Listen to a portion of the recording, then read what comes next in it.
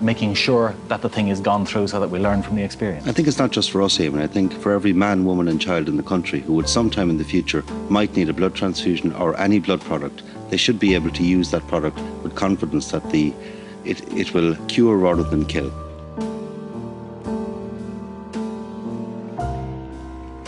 Starting people on home treatment, because I think that has been the most beneficial form of treatment for people with haemophilia.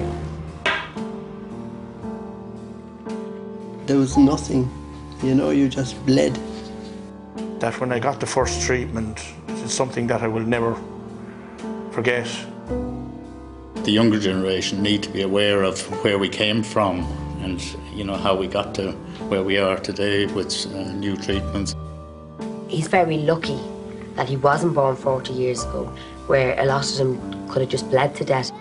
The children can grow up normally with very few joint bleeds, with very little joint damage, and they can get into their adult years in perfect healthy state, and that's a big change. 100 haemophiliacs in the Republic were infected with HIV after getting contaminated blood clotting injections in the early 80s. 19 have died and 22 went on to develop AIDS. The Irish Haemophilia Society were really on its knees in terms of HIV and the diagnosis. This is a national issue for every man, woman and child in the country, and we have to take this opportunity now. Patients with haemophilia died, and we mustn't forget that. And they're still dying in many countries of the world because they're not getting care.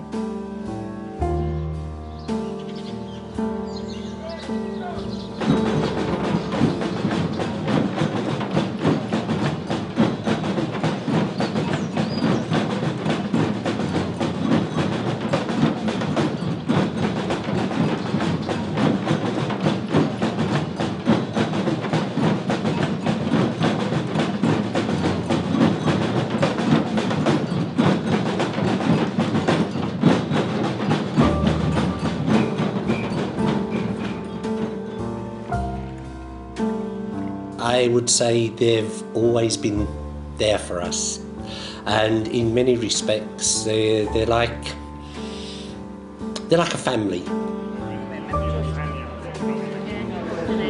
can actually put the two of them there, if that's all right. This is your first AGM, isn't it? You're very welcome.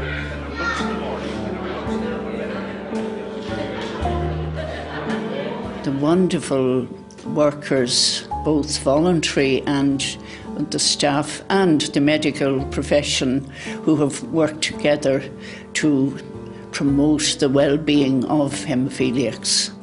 If you're in hospital or anything like that, they'll visit you, and they have accommodation in Dublin, their own accommodation that you can use, you know. But it's just the fact that they're there, you can ring them or anytime. I ring Brian, and if there's any problem or if you're not too clear about something. And that's the culture of the society. One of the things that we do at the Irish Haemophilia Society is we try and call all the members every year. I don't know any other haemophilia society who does that, you know. But they're not just numbers to us, they're not just statistics on a piece of paper, they're people, families with stories. So it's a very close-knit community in that sense. Margaret Dunn introduced bringing children and families. So over the years you'd contribute. You might ask a question on the floor, or you might query something, or you might make suggestions. Where we can actually have a discussion on this in a safe environment where everybody has their say. We have fantastic conference participation here. It's a vital resource for information, for support. It's a family. I think for all haemophiliacs and their families in Ireland. Haemophilia Care in Europe, a mindfulness workshop, a cooking demonstration and games for the family. Evaluations from this conference were very positive. As much as the society themselves, the events we went to would also be very helpful. You'd meet other parents. So they've been going through the same things as you're going through now. So you could ask them for advice. What did they do in this situation? How did they handle that? When the mother or father, both of them, hear that the child has got it, and some children get it spontaneously, they're lost. So the other members of the family in the society around them come in and support them. And they find they can manage much easier in that way. So one boy came back and he said, I never saw anybody with a port before, and the whole pool was full of boys with ports, and he was delighted. He said to his father, I never saw one before. So it's about being able for the boys to interact with each other and for the parents to talk to each other. And then there's a teen group as well, where they're sort of talking about being more independent themselves. So there's a lot of peer support, I guess. Well, it's good to have someone who knows what you're going through as well and knows what it feels like, and to see what they do, know different things about them and how they feel doing the injection, having haemophilia.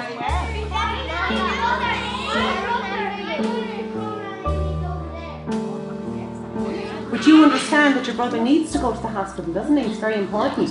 So if somebody bangs their head, it's very important to go to the hospital because we need to look at that. Okay? Or also if they slip. Yeah. And or if they're running too fast, and then they could bang their head and fall on the floor. So we've all decided that the injection is very important at home, okay? When I come here, what I want to draw from the children is what effect it has on the whole family. Okay, so on the siblings, on the extended family, who minds you when your brother has to go to hospital? You know, who's there when you get up in the morning when your mammy or your daddy are in hospital with your brother? Like, I think that's so important because you have to remember a lot of, especially the girls here today, are carriers of haemophilia. So they potentially, may have a child with haemophilia, and I think it's very important to see what their thoughts on it are now. So when they go into adulthood and have their own family, what they bring to their children or into their family about haemophilia. The society has done for haemophiliacs is unbelievable, as in the quality of care, the infrastructure, the resources that is there. And that has taken a lot of work on their behalf. I feel privileged to be a member of it. And I know that they're there in case I need them. I'm kind of like a man that if I need you, I will ring you, and then you're grand. In the IHS, you have it's like a family. They also have built very strong and very positive relationship with healthcare professionals, which is very important. And the third pillar is with the institutions and the regulatory bodies. And they have managed to do that in a very, very constructive way.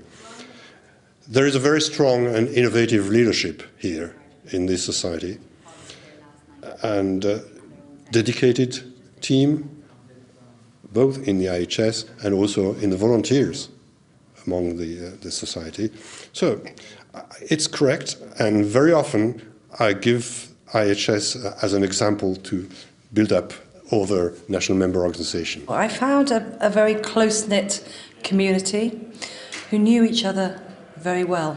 I've met people who were having fun, who were putting out very positive images of living with a disorder like haemophilia, but are also mindful about making sure that people growing up with haemophilia were empowered and had all the information that they needed, but really delivered in a way that they could enjoy the experience and meet other people. So I found a huge variety of age groups, of people from all areas. It's such a big family more than anything else. Like you can tell everybody knows everybody. Everybody comes up, and like I only got married there a few months ago, and as soon as I walked in, everybody's saying, "Oh, congratulations, congratulations!" Everybody knew, and it was really nice. Like everybody likes each other, and it's really good.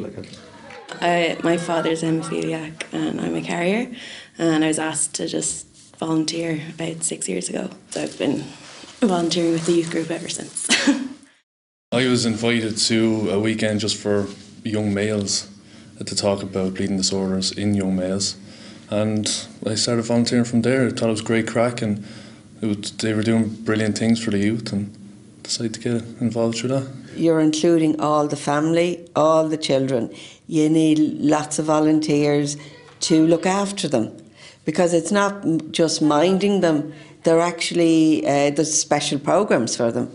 So that takes a lot of manpower. They have tremendous volunteers who come in and serve on the various councils, committees, advisories, who attend the meetings, who get the information, who spread it around. They have immediate support locally, and that's essential. It's somebody talking in your way of talking, in the local community, who helps you. The best way to get committed volunteers are from within the organisation. And I think if the young persons programme works and continues to evolve, that at some stage the people who would have an interest in science should be mentored and kept in the loop as to everything that's happened. Because don't forget, young people now growing up with haemophilia, a lot of them don't realise that they have haemophilia, which is great. It's absolutely wonderful. There's still some exceptions to that, some young men who have a lot of problems.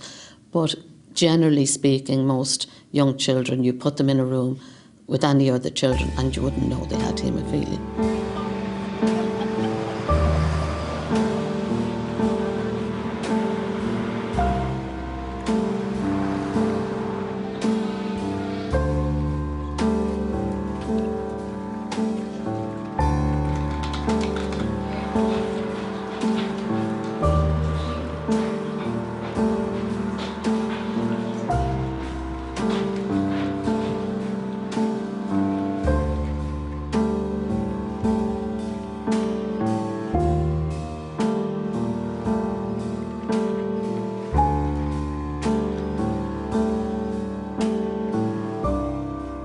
This is the opening of our office in 2007. The opening was performed by President Mary McAleese, who at the time was our head of state.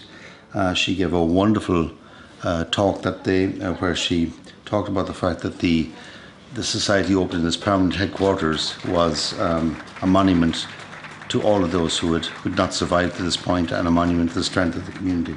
Helping all of us as community and as government to work together for the kind of society that will make all of us proud. A place where people who start down the road of this diagnosis instantly feel that the sense of lostness that is overwhelming them is immediately assuaged by knowing they're in the company of people who know exactly what they're saying, who know exactly what the future holds, and who are able to give the reassurance that, in the old Irish expression, there's a lovely old Irish expression that says, "Two shortens the journey," and I think that's what this place does. Mention the fact, as President McAleese said, we are looking at having a specific memorial to all of the members who died in the past.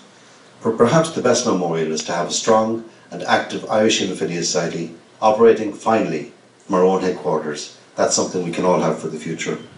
And I think your support as patron of the Society, President McAleese, is enormously important for us. And again, your presence here today means a lot to all of the members of the Society. So I'd now like to ask you to formally open the office and unveil the plaque.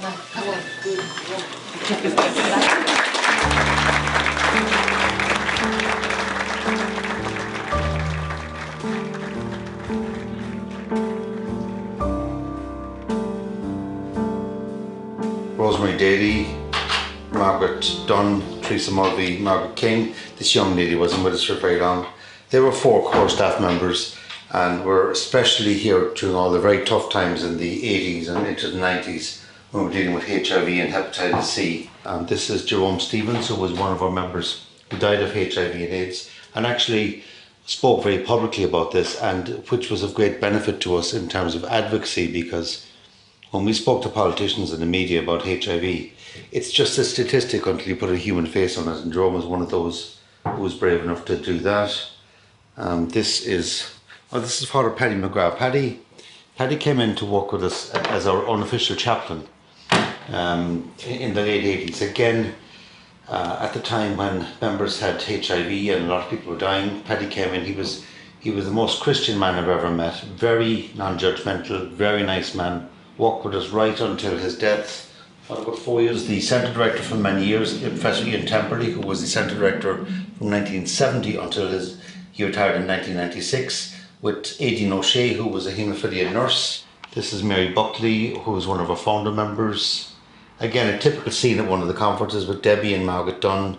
registering the children for the events at the weekend. One of our founder members, Jack Downey, again getting a presentation at our AGM in 1993. Another founder member, Bill O'Sullivan. And Bill and Jack were two very stalwart members who were involved for over 20 years from the time the organisation started. This is delegation from the Society with Minister Harney at the presentation of a report. This is actually a meeting in the mid-1980s in Trinity College. Pamela Aldrich, who was my predecessor as chairperson of the Society, that's myself. I was the director of the then Blood Transfusion Service. Again, the AGM in 1993. These two young boys here with haemophilia, they're now strapping. Good. Yes. This is Margaret King, before Councillor. Hello, how are you? Long time. This is Teresa Devlin. Hello, good morning. Nice to meet you. This is Pat Devlin, our Vice Chairman. Hello, how are you? I'm delighted to have the opportunity to come along for this Silver Jubilee of the Irish Haemophilia Society. I'm delighted because I'm also here as patron of the Society, having accepted the invitation to become patron earlier this year. And a Silver Jubilee is an opportunity to take stock of all that has been developed since 1968. These two young boys here with haemophilia, they're now strapping young men in their late 20s. It's a fundraiser in Killarney in the 90s. My brother and this man did the fundraising. This is the current chair of our National Haemophilia Council, Dr. Barry Harrington, who played the role of Santa Claus for several years. You'll find here some of our magazines that we have produced over the years, starting in 1993, and you'll see there how far the Society have come in relation to producing publications with this, and now we have this magazine. So there's a huge difference. It's through the work of the members and the staff and the board. And actually, Shay and Sharon Farrelly, I remember them telling me over the years that they actually typed up the magazines many years ago and photocopied them and posted them out to members. So I think it is very interesting to see how far we've come as an organisation in relation to publications.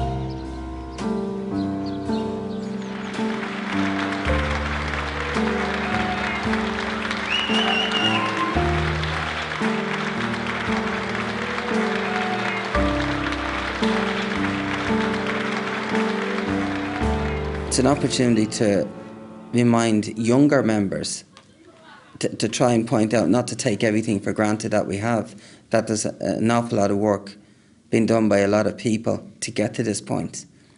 And we wouldn't have the services we have and the treatments we have without the Society, in my opinion. Ian Temperley, Mary Buckley, Jack Downey, Bill O'Sullivan. There was also Mr. P.K. and Carey. 50 years is a milestone. And when I heard yesterday the history of the IHS and how it was in 1968, the situation of patient in 1968 and the situation of patient today, it shows the absolutely fantastic way improvement has been brought. And I think that it's good for the young generation to appreciate and realize what has been achieved.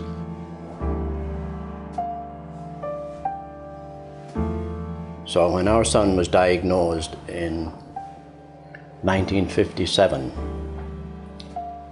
and we were told that he was a haemophiliac, first question we asked is, what is that? What is haemophilia?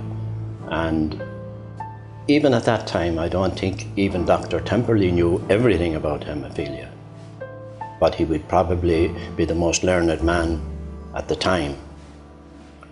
where haemophilia was concerned. Over the years, Vincent Loughnane has suffered severe trouble with his joints and has had both a hip and a knee joint replacement. It's the legacy of a childhood lived before effective treatment became available, and the older such patients, the greater the problems. As a child, there was nothing, you know, you just bled. I thought there was something in nature to stop it eventually, like, you know. But you were bringing down your iron levels and your health was suffering in general. And they would have very often some of them would be unable to walk. They would be in wheelchairs. And that was a common finding in, say, a patient who would be perhaps 30 years old, who'd survived to 30, 35 years old. With all the bleeding that occurred, ultimately they were unable to walk. So that would be the sort of what one would see prior to proper management of haemophilia. At the time, there was no treatment other than transfusions of whole blood. There was no other concentrate of any kind that was known that would help rest and transfusions. So that meant long stays in hospital. A week, 2 weeks, 3 weeks. It was not unusual to happen there for 4 or 5 weeks. I attended school in Freshford, and at that stage, teachers had to be told that you were haemophilia and the consequences of being in the playground and being in contact with other kids could be serious, and it kind of alienated you from other kids, and friendships didn't really form as normally as other kids would have friends to go and play with or to play sport with or whatever kids get up in school. The first sign is a bit of pain, and then starting to swell, and the heat, once you feel the heat of the joint, you know it was starting to bleed, starting there. When I grew up in the 1960s, there was no treatment for haemophilia. There were no factor concentrates, they hadn't been invented. I have factor IX deficiency, so the treatment for that could have been plasma, but really in the 60s there was no treatment.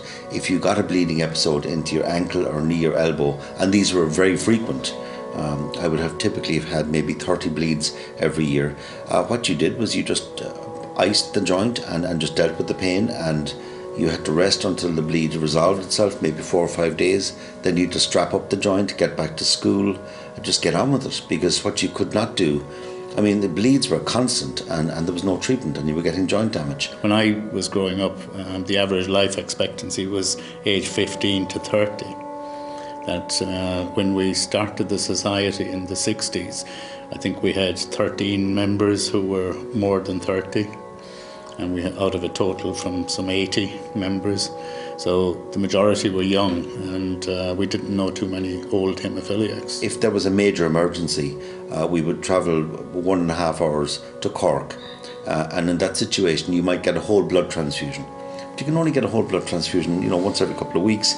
You can't get volume overload, so really you didn't get this for normal joint bleeds. I think I got blood transfusions for severe cuts, or at one stage when I was 12, I was hit by a car. And I was in hospital for 6 weeks for what would now be described as relatively minor injuries. And in fact, if that happened now, I might be hospitalised for 2 days. I suppose it was a miracle that we survived, really, I would think, because we didn't have access to hospitals or anything down here, But I think it was just very caring parents and friends and that kind of got. At about 12 years of age, roughly about 1971, I had a serious bleed into my thigh, and I had to be admitted to hospital. It was very large. Sent me to the Meath Hospital, West Wing is where I remember. That when I got the first treatment, it's something that I will never forget, is the instant relief that this gave straight away from pain. you could actually feel, as you were getting it, the pain subsiding. So this is the Meath Hospital in Dublin. This was the first haemophilia treatment centre in the country. This was the national centre from 1970 to 1977. And the concept of people with haemophilia going to specialised centres is now well established. But at the time it was really important because people with haemophilia around the country would go to their local hospital, local doctor, and here at least you had doctors and nurses who knew haemophilia, who understood the treatment, who understood the importance of treating quickly. So it was a hugely important place actually in the 70s for those 7 years, and indeed for the entire haemophilia community. It was the first place where they could come, I suppose, in the country with the expectation that there would be doctors and nurses there who really understood haemophilia. I was lucky I lived in Dublin, so when I got a bleed, it wasn't that difficult for me to be brought into the Harker Street Hospital or the Meath Hospital, and I would have to wait a few hours and get my treatment. And it meant that I was able to get treatment early enough.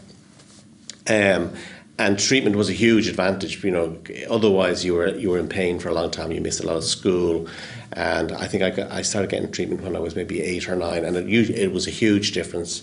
Well, my husband Bill was a founder member of the association, and it was a very important step. It was at the time when some treatment, factor treatment, became available, and the idea was that the society would form and try and make contact with people with haemophilia and people with children with haemophilia, so that there would be a support organisation.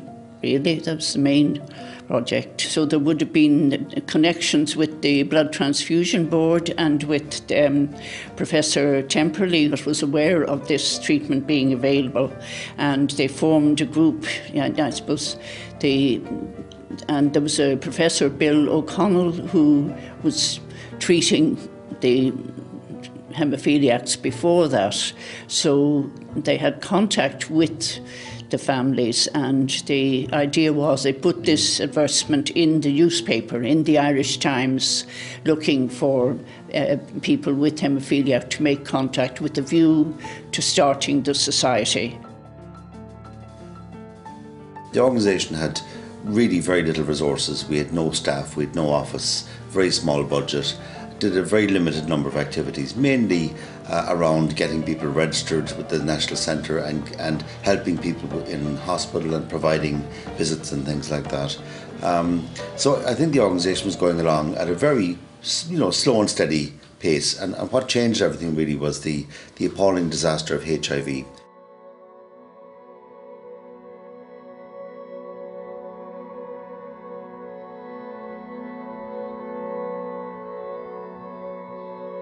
"100 haemophiliacs in the Republic were infected with HIV after getting contaminated blood clotting injections in the early 80s. Of the 103 Irish haemophiliacs with AIDS, 22 of them have full-blown AIDS and 19 of them are now dead. So then, but it wasn't until about April of 85, March, April of 85, that we were able to test everybody. And when we tested everybody, we found that we had somewhere in the nature of about 40% of all our haemophiliacs were HIV positive. And amongst the severe cases, somewhere about 70% were positive. So that came as a great shock, both to them, the haemophiliacs of course, and also to us. I joined the Irish Haemophilia Society in 1989. I applied for a job as AIDS coordinator.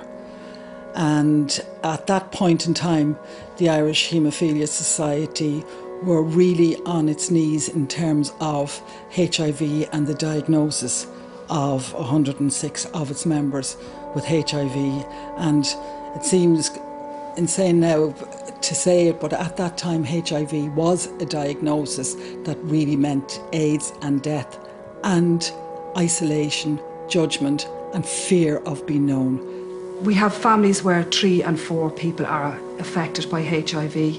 So we would have grandmothers looking at their grandchildren who have died or are dying, and with the knowledge that their own sons are also infected and that they're going to end up at a graveside someday in the same situation. You have to imagine it's a small community, it was a voluntary community, and then this came out of the blue, following what people thought was a saviour for them when they could stop the bleeds with the treatment they were getting, which was wonderful for people who grew up in the 50s. 80s, and at that point in time, right from 1987 onwards, we started advocating strongly to get help for our members with HIV. Then right through from 1987 to 1996, we saw an increasing death toll every year. Every year people with haemophilia were dying of HIV and AIDS, and the numbers were increasing year on year. We opened our first office, we brought in our first part-time staff member, then full-time staff. We increased our resources, we started doing more practical help and support, providing more practical help and support to our members. See, I was the first full-time member of staff. There was a part-time secretary, Concepta, and there was this fantastic lady called Margaret King who worked in the Haemophilia Centre as the haemophilia nurse. And thankfully she was retiring from that job at that time, and she started to work with the Irish Haemophilia Society as our counsellor. Margaret was an inspiration to me and always will be. But Margaret came and she knew everybody. I didn't know these people because they didn't want to be identified, and how could I be approaching them? And the committee didn't know either of all the people who were HIV positive, but Margaret knew. And Margaret started to introduce me to them. There was huge secrecy around it. I couldn't understand the secrecy, but I respected it. And mainly people, particularly young men who had children, families, they didn't want to talk about it because they didn't want their families to suffer. HIV, there was more stigma attached to this, and certainly our members who were impacted by HIV, there was a dreadful amount of fear and ignorance and guilt.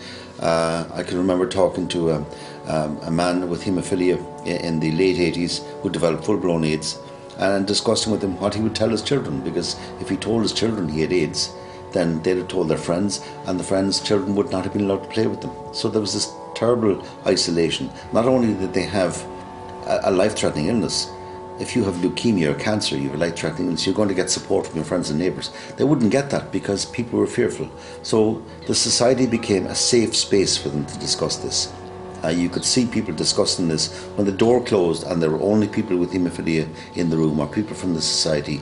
These issues would be discussed. And we know that people were extremely scared and they were very worried. And you'd heard of some instances where, for instance, a young haemophiliac, for example, went into hospital and told them that he had HIV, and they burnt his clothes and they burnt his crutches and they sent him off in an ambulance to Dublin. The best thing to do would be to try, and if the undertakers and the personnel in the hospital do not fear for themselves for infection, that Margaret thought, well, we could do it.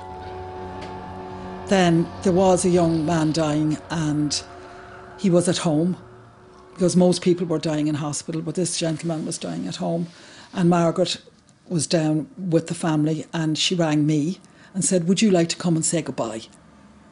I said, of course, and I went down, and he was a young man and he did die.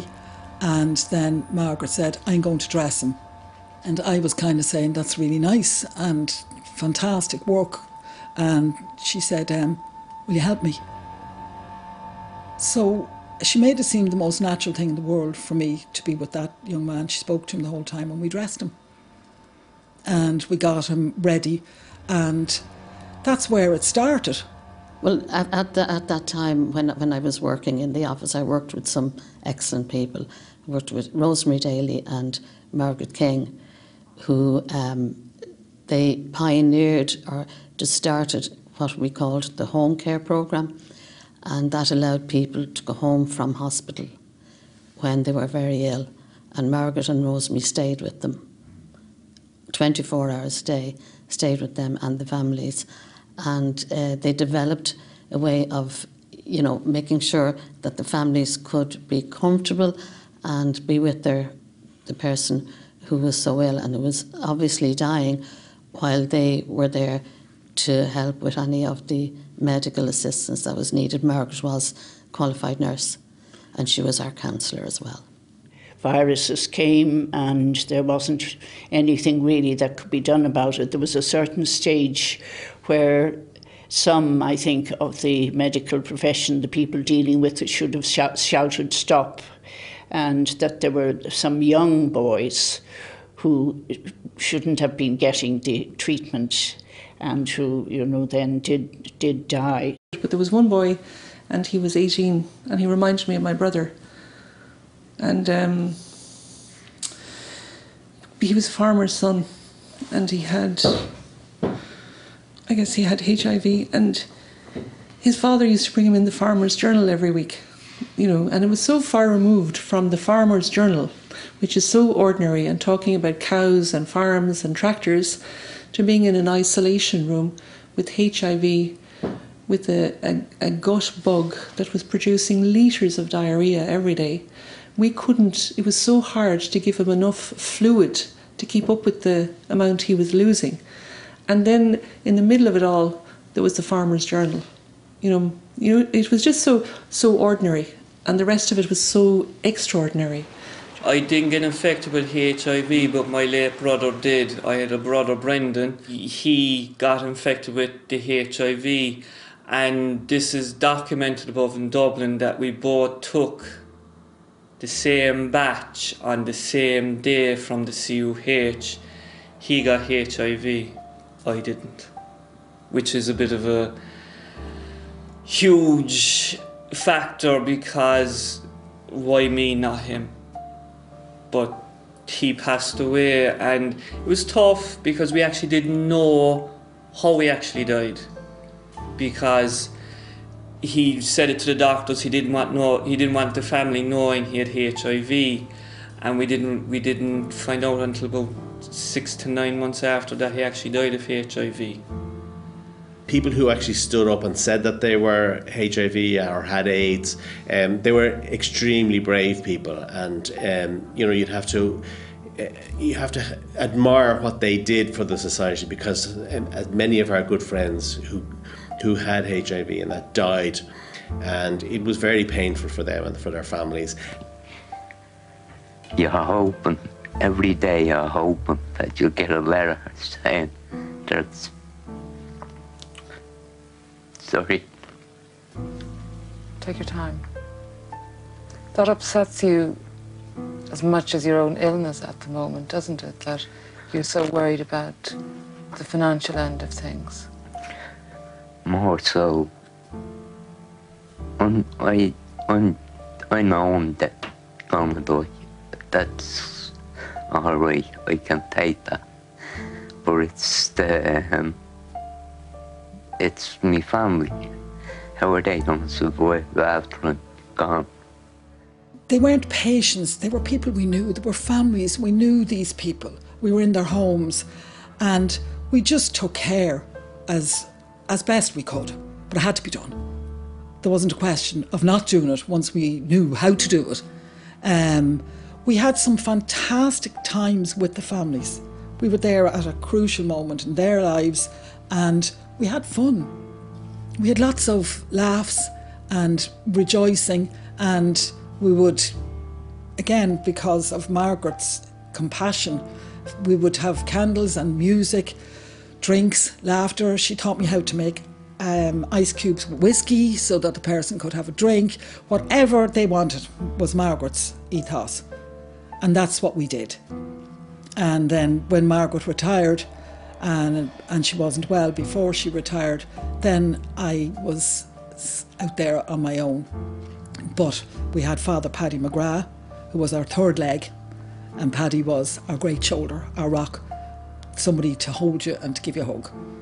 And it just worked. It's daft, but it worked.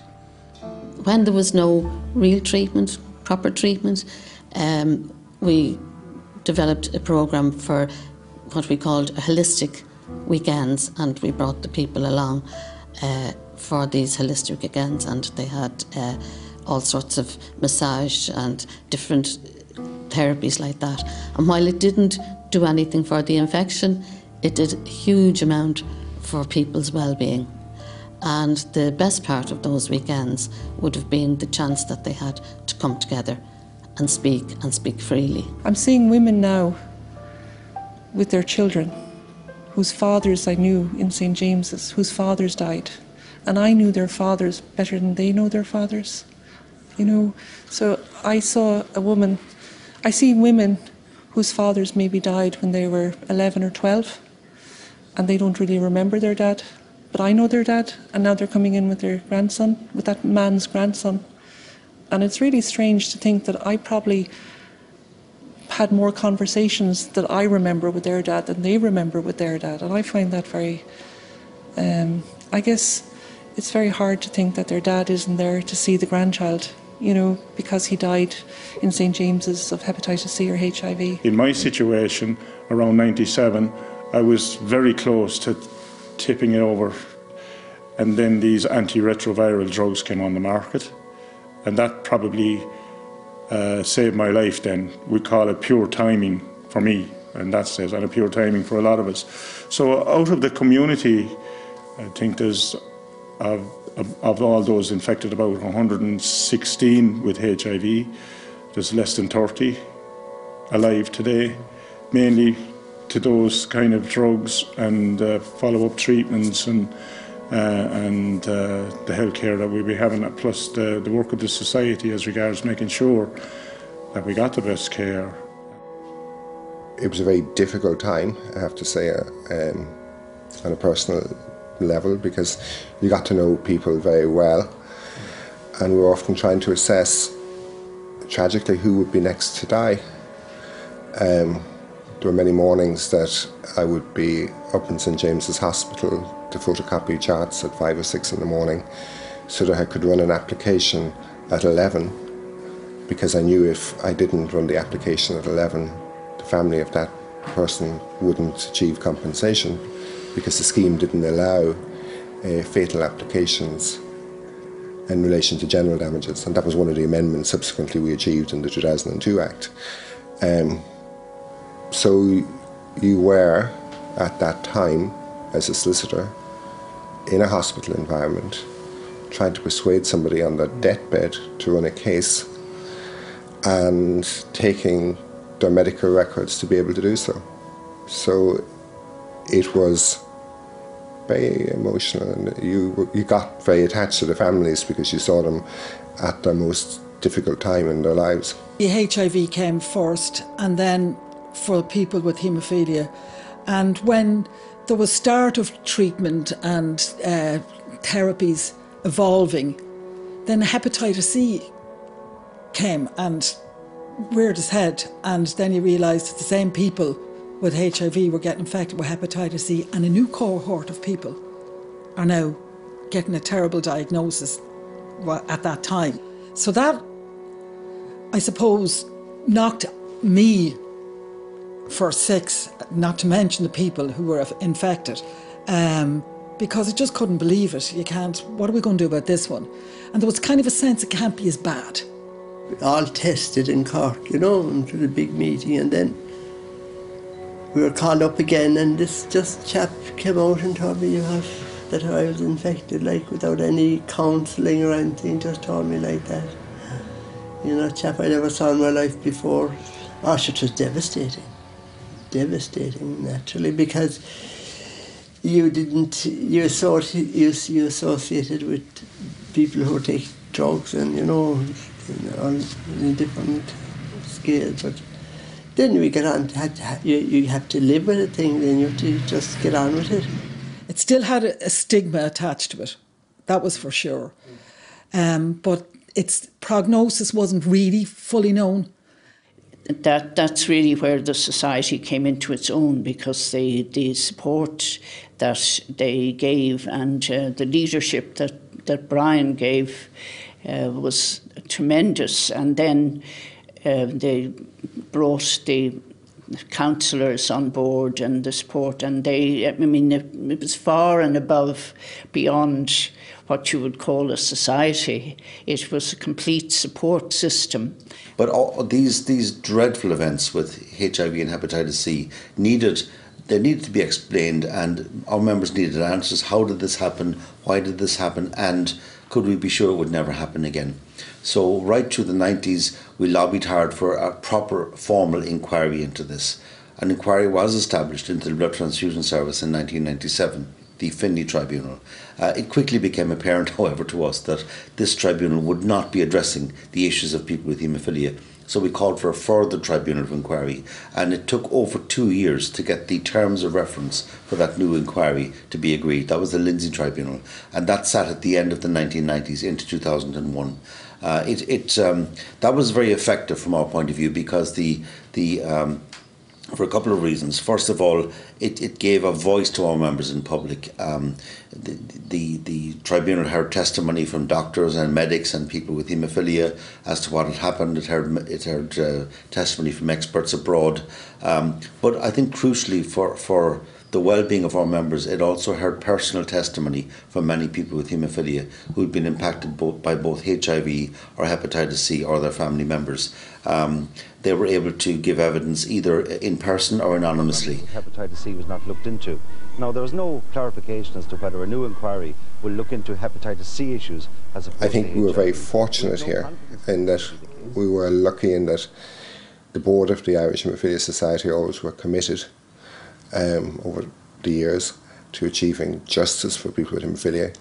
I think they've been extremely fortunate, the haemophilia community, to have certain excellent administrative personnel and chair people in Rosemary Daly and Ryan O'Mahony, who've always given more than the 9-to-5 rule. They've worked long hours, both in terms of assisting people on a personal level, but also in terms of ensuring that the state understood its obligations to those people. And I have to say that the media really did respect their anonymity. When somebody was giving evidence anonymously, there was never any attempt to photograph them surreptitiously or to publicise their identity. And the other thing that was really important, I think, is that the general public really don't read Tribunal of Inquiry reports. But the media here covered it very responsibly and very well over the full course of the inquiry. I think there were 3 journalists from major national newspapers and a journalist from the national television station who were covering the inquiry every day. So really they got the story out there, and that inquiry and that whole process was very cathartic for our community because the members felt at the end of this there was a report published, there were recommendations for the future, there was a clear acknowledgement that what happened to them was the biggest medical disaster in the history of the state. They received an apology from the Minister for Health. And that was really important for them. It brought, to a certain extent, it brought a degree of closure, and then they could move on with trying to get treatment and maintain their health. However, former Blood Bank Chief Executive Ted Keyes said there was no suggestion. There were so many facets to what went on in the Haemophilia Society, because you had haemophilia, you had the children, you had the people who had HIV, the people who had hepatitis C, the family and the parents of those people. Then you had bereaved people. Then you had fighting with the government, the blood bank, and agitating for services in the hospital, and keeping information outgoing all the time to the members, as well as newly diagnosed children. It must be very difficult to have a newly diagnosed child with haemophilia at that time, looking back on it now. So many things were going for such a small group of people. I think the other really important point that came from that was there were recommendations for the future, and we were very much involved in drafting the recommendations for the future. And we were absolutely adamant that we did not want the mistakes of the past to be repeated, and that meant that if we were to make sure that we were to get the best possible treatment and care in the future and the safest possible treatment, then we had to be involved in the decision-making process. So from that flowed formal structures, which now mean that we're formally involved in every aspect of haemophilia care. I, as a doctor, felt we had a great debt to the haemophilia community because of this tragic medical history. And I stand by the view that the voice of the patient probably wasn't being heard sufficiently, but it is thanks to the judiciary recognising the issue, the treating professionals and the patients were brought together. But also I think it was a recognition that yes, something had been done to these people that should not have happened, and that this was a recognition by government. If you like, it was an apology.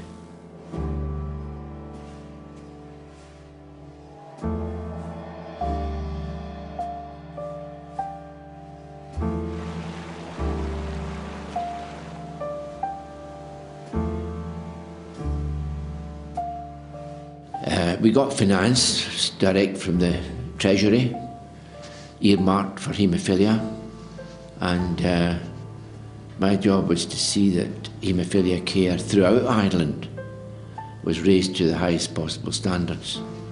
And it wasn't easy. Once you allocate money to a hospital, they think they can spend it on anything. But I had to tell them, no, you get this is for haemophilia. Looking at the treatments, the way things are going, it's fantastic. It's a different world. It is a different world. I wouldn't take away the pain and the fear of having a diagnosis of a child with haemophilia. But wow, how different is it? And how amazing is it? And the society has grown with that, and it has developed and nurtured that and kept hold of that throughout that whole crisis into having fantastic haemophilia centre, haemophilia treatment. The Irish Haemophilia Council reports directly to the Minister. So in my post as chairman of the council, I would go with members of the council to meet the Minister once a year. So we had a direct line to the leading member of the government dealing with health, and they trusted us. In 2015, we looked back at the results of our work procuring medications from 2002 to 2014, and we looked at where Ireland was in terms of our pricing at an EU level in 2002. We were 26% above the EU average. By 2014, we'd fallen to 60% below the EU average. So we had saved them an approximate 132 million euros in 12 years by our participation on that committee. So not only have we now got the safest possible medications, but we're actually getting them at a much better price, which in turn has meant greater availability of more treatment for adults and children. So now every child is treated prophylactically to prevent bleeds, and the vast majority of adults are also treated prophylactically. The centres we have now, we've two top-class, world-class centres in Dublin and Cork. That's a great achievement, and that has been pushed and promoted and chased by the society. This is the Cork Coagulation Centre, which is a comprehensive care centre, and we treat all patients with haemophilia and related bleeding disorders. In Munster, we're the main bleeding disorder centre here in Munster. We would have, I'd say, well over 1,000 patients with bleeding disorders here, and a lot of those obviously would be haemophiliacs. We would have quite a few severe haemophiliacs. We'd have well over 100, would be 100. Our centre here is like a walk-in, drop-in centre. Our patients, if they have a bleed, they would telephone us, or if they've sustained an injury, and they would just say, you know, I have a bleed, I need to be seen. So they would come in, and we'd see them here, and they'd be assessed. The patients can now just ring in. They have a designated centre to come to. Treatment is faster, obviously, and of course prophylaxis has come on so much over the last few years as well, that haemophilia treatment has improved so much. They say even some of the children now, they don't know what a joint bleed is actually like because of prophylaxis, where some of our older patients would certainly have had, you know, replacements. So the Irish Haemophilia Society have been down here, and they've met the patients here to introduce themselves. I guess their offices are in Dublin, so a lot of the time the patients will go up to meetings which are based centrally in Ireland, so that it's not just down here in Munster. They don't seem to mind travelling. They go have a nice weekend, they get to stay away. So they have great support network. It's great for us because we can tap into the Irish Haemophilia Society if we have concerns, or if we need some information outside of our expertise to do with maybe allowances, social welfare things that maybe they're entitled to that we may not be fully au fait with. So we have great support from them. So that would be the mainstay of the Irish Haemophilia Society, plus the support they give us here and help set up this whole department for us. It's been very helpful. Yeah. I suppose only for them we wouldn't have got our unit here, you know, because we've never got anywhere. So I think it's the pushing from the Haemophilia Society that we got this unit here, and it's just made life so much easier. This card has been developed, the Irish Haemophilia Society. They can bring this card to the attention of the receptionist or nursing or medical staff to highlight the fact that they do have a bleeding disorder, and this is to alert the staff that the patient needs immediate treatment. And that was the reason why this card was developed. We've given it to all our patients, and they have found it actually. They've come back and given us feedback that it does work, and it's been very beneficial.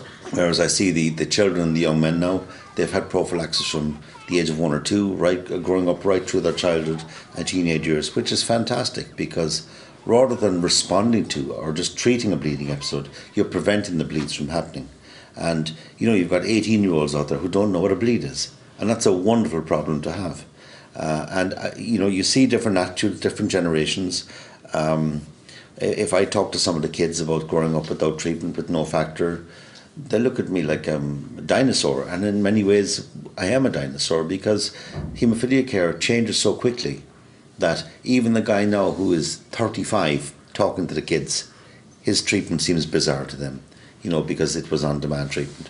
So nowadays the children can grow up normally with very few joint bleeds, with very little joint damage, and they can get into their adult years in perfect healthy state, and that's a big change.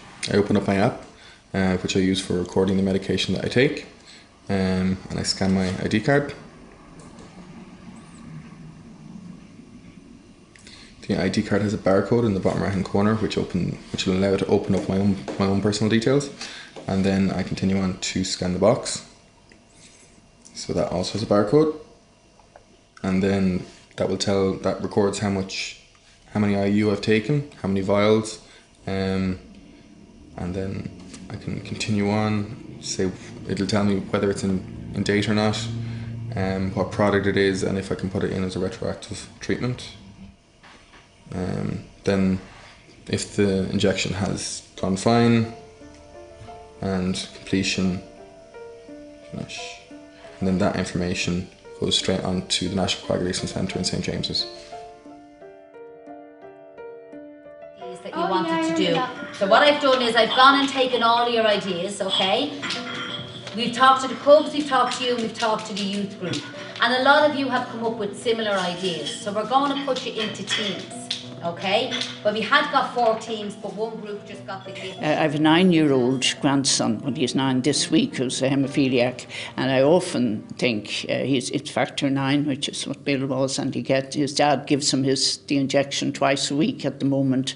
And if Bill could see, and so he never misses school, or, you know, he does anything more or less he wants to do. And I often think that that's like a miracle that Bill could see that, what came out of the treatment. And the other very big one on his part at the beginning was to do with education, because the haemophiliacs of his time and a bit younger than him had missed a lot of school. So in many cases it was very difficult for them to proceed to get very far with their education, and he was very keen on seeing that they would be facilitated and encouraged in that. I particularly like the fact that they do get involved internationally as well, try to help people in other countries through the twinning projects and everything, which is great. IHS have been able to manage some very fruitful cooperation internationally, and the example of the twinning between IHS and the Vietnamese national organization, NIHBT, is absolutely fabulous, and I also give this as an example to the world. They've done very well, and even though the support of WFH is over because it's a temporary support, now they carry on for more years, so it's very good. So we've come from a point of really extreme tragedy and loss in the 80s and 90s to build up a system where we're now involved at a formal level in decision making. We work very closely with the treatment centres, with the doctors. There's a lot of collaboration, and I would say co-design and co-implementation of haemophilia care. So I think at this point I would venture an opinion that the Irish Haemophilia Society are more involved in policy on haemophilia care than any other haemophilia society in the world. But I think one of the lasting legacies that has come out of all of this is this whole concept of co-design. And in particular, the Irish Haemophilia Society has pioneered, not just in the area of haemophilia within Ireland, but in the whole area of healthcare within Ireland, the concept of co-design.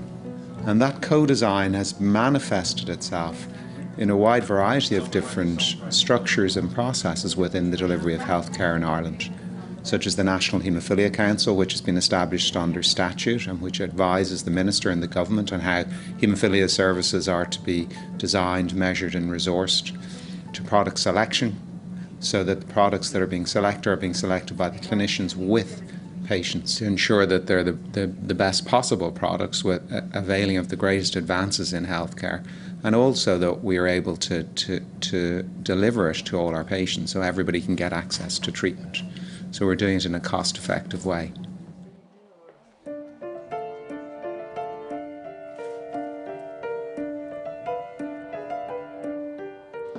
So this is the Haematology Oncology Day Ward. So this is where the haemophilia patients are scheduled to come if they need something elective planned, like their prophylaxis, so they're scheduled weekly, twice weekly treatments. They might come here if they have a joint bleed during the day, they come here.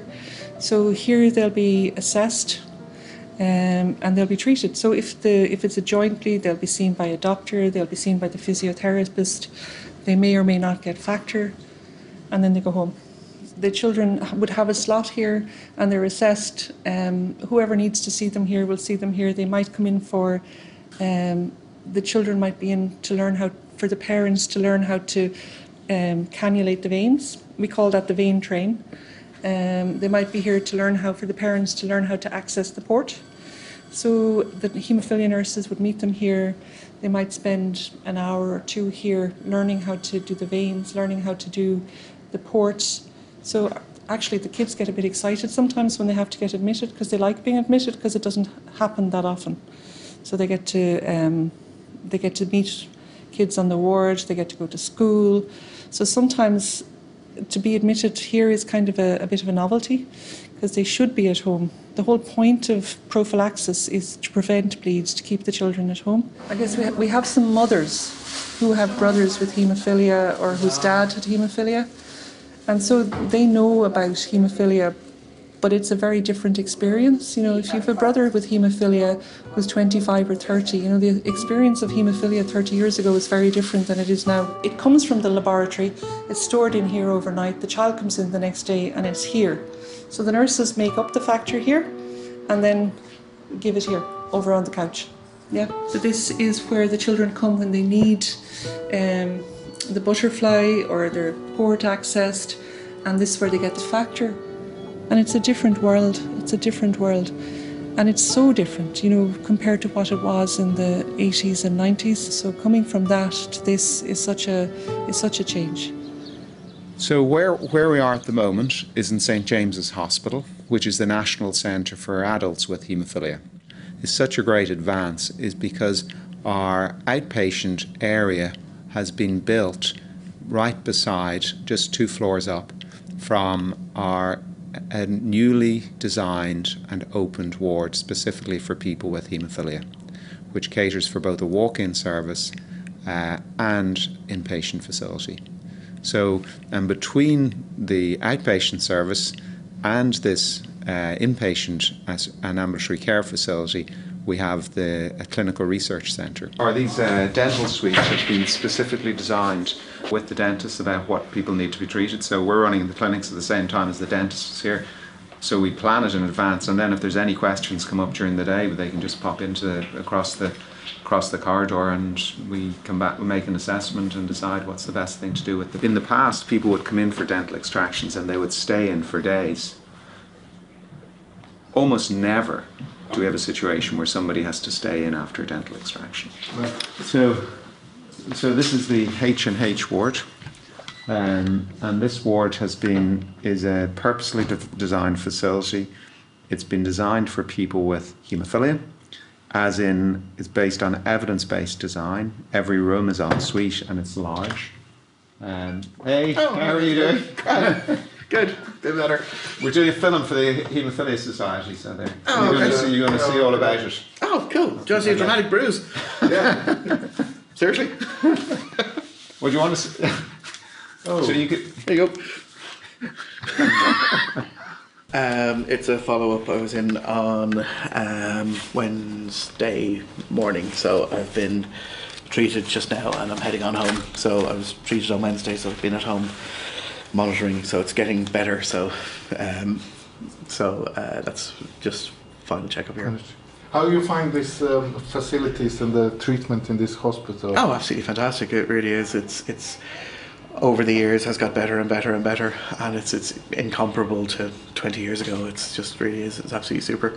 It's a fantastic facility, and the staff are always couldn't speak highly enough.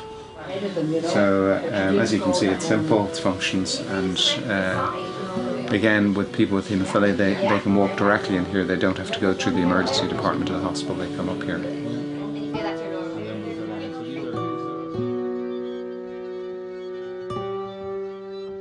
From a HIV perspective, treatments are available, effective, tolerable, and most patients that are now availing of HIV care have done very well.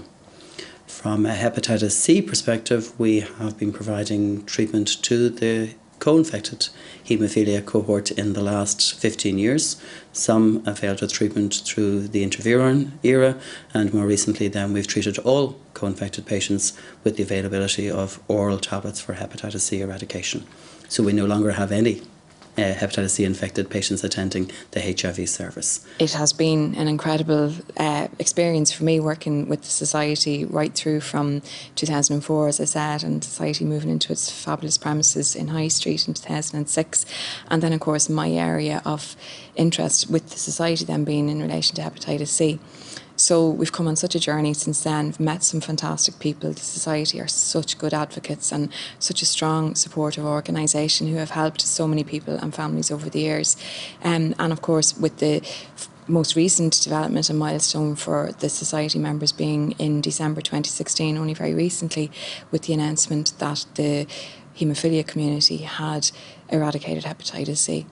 Absolutely fantastic news. A lot of trauma and a lot of upset, an awful lot of people affected by this over the years, but I think finally a good corner has been turned at this stage. In the latter years after Lindsay, we now provide a designated consultant-delivered service in the NCC, so patients no longer come to us in our own department, but we provide a nursing and medical service directly to the cohort. So I feel privileged to provide that service. I've got to know that patient cohort over the last 18 years and I suppose lived with them through their hepatitis C treatments and now through their ageing process in HIV care.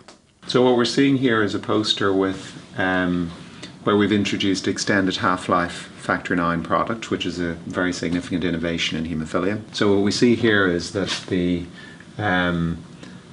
for 28 people who have gone on to prophylaxis with factor 9 deficiency, we see that their trough level, the mean trough level they have is 9%, which is excellent, and the range is between 4 and 11%.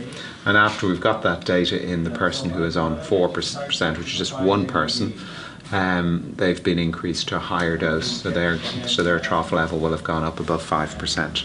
I think it's been huge differences. There's big radical changes in terms of treatment, because originally it was IV and patients would have to have treatment every 2 or 3 days depending if they were factor 8 or factor 9, and now there's longer acting treatment, subcut, so in underneath the skin. It means that patients' levels are higher for longer.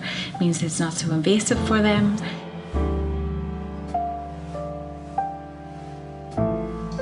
We've got members on a clinical trial for subcutaneous therapy, which you take once a week, no more intravenous injections. We have members looking at participation in a clinical trial on gene therapy. So I think we're going to see dramatically different therapies. We're going to see people really shedding themselves of the burden of haemophilia to a very large extent. I think in 20 years' time, a child born in Ireland with haemophilia will, shortly after birth, receive a treatment which will last them for life. Things can get a bit lax, but it has maintained its status within the community in Ireland as an organisation. It is very well respected, and more importantly, you can see that the membership are tight and look after each other, and for the baby that is diagnosed with haemophilia, they're going to have some organisation and some friendships to hold them and support them in the future until they feel stronger. It is a lifelong condition. It's really important for the person with haemophilia and their family to become educated about it, to become knowledgeable, because at some point you will run across a doctor or a healthcare worker who doesn't know what they're doing but thinks they do, and that's dangerous. So really our job is to facilitate that education, that knowledge, and give that support. But I'm certainly looking forward to a future where the actual burden of haemophilia on people in Ireland will be much less. I think it would be appropriate to remember all the people who passed away, just and have a silent moment of reflection